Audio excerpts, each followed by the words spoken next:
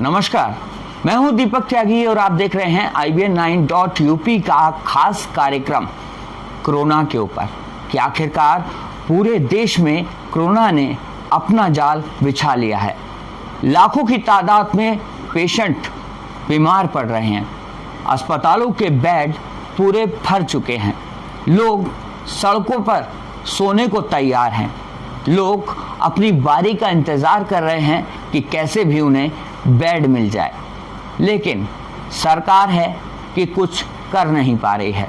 सरकार कभी कहती है हम लॉकडाउन लगा देंगे, कभी कहती है हम नाइट कर्फ्यू लगा देंगे। आखिरकार इन सब चीज़ों से अलग हटके कुछ ऐसा उपाय किया जाए ताकि ना जनता परेशान हो, ना सरकार परेशान हो। साथ ही साथ बहुत सारे ऐसे लोग हैं जो वैक्सीन लगवाने से डर रहे हैं। उनका कहना है वैक्सीन तो सिर्फ पानी है, ये बेकार की चीज़ है, इसे मत लगवाओ। इसी चीज़ पे चर्चा के लिए इस समय हमारे साथ मौजूद हैं डॉक्टर ब्रजपाल त्यागी जी। इनसे पूछेंगे कि आखिरकार ये जो कोरोना दोबारा से पलटकर हमारे देश पर प्रहार कर रहा है, हमारे देश को, लोगों को परेशान कर रहा है, इन तमाम चीज़ों पर हम चर्चा करेंगे। सर, मैंने अपनी 2 गज दूरी आपसे बना ली है। ये जो सेकंड वेरिएंट कोरोना का आया है, ये इसका इन्फेक्टिविटी रेट बहुत ज़्यादा है और ये स्टार्ट महाराष्ट्र से हुआ, फिर उसके बाद MP और अब दिल्ली, पंजाब और अब तो हमें सुनने में आ रहा है कि गाजियाबाद में काफ़ी हैं, लखनऊ में काफ़ी हैं, UP भी काफ़ी इन्वॉल्व हो चुका है। जो सेकंड वेरिएंट है ये फिर से फर्स्ट वेव की तरह ही आया है, ये सेकंड वेव भी, लेकिन उसमें जो मेन रीज़न है वो है कि हम लोग जो हमें मास्क पहनना चाहिए, सोशल डिस्टेंस बनानी चाहिए और हाथ साफ करने चाहिए। हमारी जनता ये सब करती नहीं है। हम भी बाहर निकल के देखते हैं अस्पताल से तो कोई मास्क लगे हुए नहीं मिलते हैं और आपस में खड़े होकर बातचीत करते रहते हैं। धारा 144 लगने के बावजूद भी, यहाँ रात को कर्फ्यू लगता है, उसके बावजूद भी लोग सुनते नहीं हैं। तो मेन प्रॉब्लम है हमारी जनता के साथ कि उनको कैसे हम टीच करें इस चीज़ के लिए, उनको कैसे समझाएं। और हमारे यहाँ इवन अस्पताल में भी आते हैं तो हमें उनको मास्क के लिए बोलना पड़ता है, हाथों को सैनिटाइज करने के लिए बोलना पड़ता है।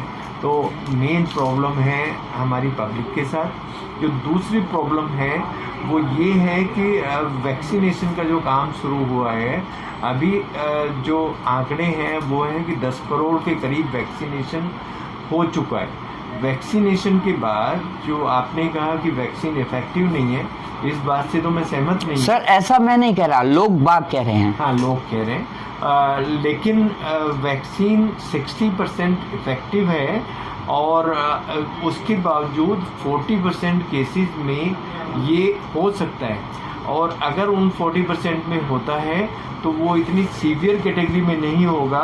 वो जैसे फेफड़े का निमोनिया होता है, उनकी जान चली जाती है, तो इस तरह का इतना सीवियर नहीं होगा। तो हमारे पास ऑप्शन है कि हम वैक्सीन के कोर्स पूरे करें।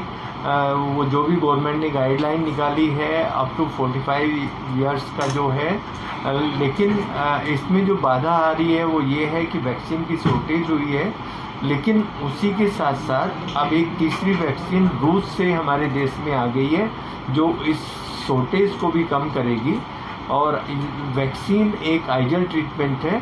और अगर कोई भी आपको खांसी, जुकाम या बुखार लगता है या एक परिवार में सेम सिम्टम एक से ज़्यादा अपने फैमिली मेम्बर को हो रहे हैं, तो आप उसको सस्पेक्ट करें कि ये कोरोना हो सकता है और उसकी जांच कराएं, जो भी नज़दीक का सेंटर हो, और अपनी आप उसकी सावधानी रखें। सर, एक बड़ा सवाल मैं आपसे पूछे लेता हूं कि जिन्होंने वैक्सीनेशन किया था उनको दोबारा से कोरोना हो गया, बड़ा सवाल है। जो अभी मैंने बताया कि 40% इसमें नहीं प्रोटेक्शन होता है, 60% प्रोटेक्शन होता है। जिन लोगों को वैक्सीन लगा और उनको कोरोना हुआ, वो माइल्ड ग्रेड का कोरोना हो सकता है, माइल्ड ग्रेड सीवियर में नहीं जाएगा। उनकी जान को खतरा नहीं होगा। ऐसा अभी तक कोई केस रिपोर्ट नहीं हुआ है कि उनको वैक्सीन के बाद कोरोना हुआ और उनको निमोनिया हो गया या वो वेंटिलेटर पे आ गए या उनकी डेथ हो गई। ऐसा कोई भी केस अभी इंडिया में रिपोर्ट नहीं हुआ है। तो मैं तो कहूँगा कि अभी हमारे पास एक हथियार है वैक्सीन वाला, उसको हमें यूज़ करना चाहिए और अधिक से अधिक जनता को मोटिवेट करना चाहिए कि जैसे वैक्सीन की कमी पूरी होती है उसको लगवाएं और अपने शेड्यूल से वैक्सीन लगवाएं। कोई भी ऐसे सिम्टम मिलते हैं जो कोरोना से संबंधित हैं एक परिवार में 2 जनों को, तो आसपास के किसी भी फिजिशियन को दिखा के टेस्ट कराएं, क्योंकि फिजिशियन की रिकमेंडेशन के बिना कोई टेस्ट नहीं होगा और उसका इलाज करें। फर्स्ट स्टेज पे ही इलाज करें, उसको आखिरी स्टेज तक नहीं जाने दें, तो अस्पतालों की भीड़ भी ऑटोमेटिकली कम हो जाएगी। सर एक और सवाल है मेरा कि क्या कोरोना जो है वो गले पर, नाक पर, कान पर, आँख पर किसी तरह का प्रभाव डालता है या नहीं?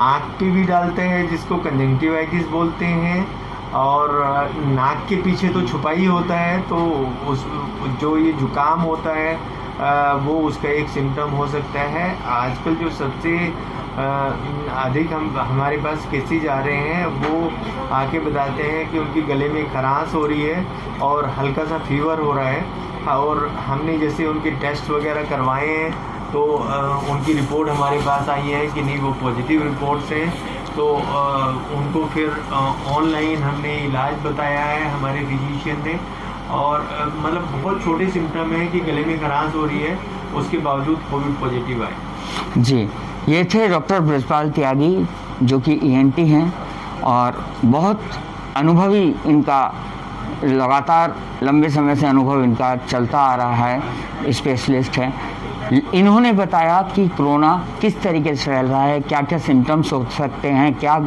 क्या खामियां हमने बरती हैं। डॉक्टर साहब ने कहा कि 2 गज दूरी, मास्क है ज़रूरी, और वाकई में ही 2 गज दूरी, मास्क है ज़रूरी, बिल्कुल सही बात है जो सरकार कह रही है, लेकिन लोग उसका पालन नहीं कर रहे हैं, जिसकी वजह से मध्य प्रदेश, गुजरात और बहुत सारे ऐसे राज्य हैं जहां पर कोरोना अब बेहद तेज़ी से फैल रहा है, लोगों को विकृत कर रहा है, लोगों को परेशान कर रहा है। अस्पताल सारे भरे पड़े हैं। महाराष्ट्र की बात करें तो एम्बुलेंस के अंदर लोगों को ऑक्सीजन प्रोवाइड कराई जा रही है। क्यों?